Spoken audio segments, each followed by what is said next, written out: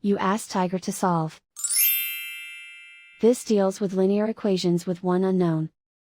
The final result is x equals 8. Let's solve it step by step. Simplify the expression.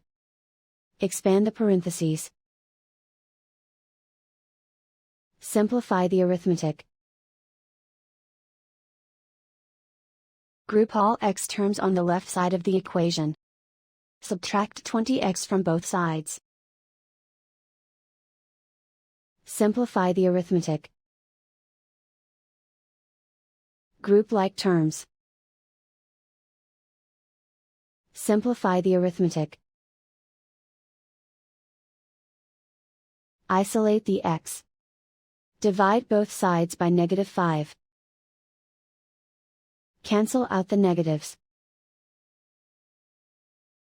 Simplify the fraction. Cancel out the negatives. Find the greatest common factor of the numerator and denominator. Factor out and cancel the greatest common factor. And so the final result is x equals 8.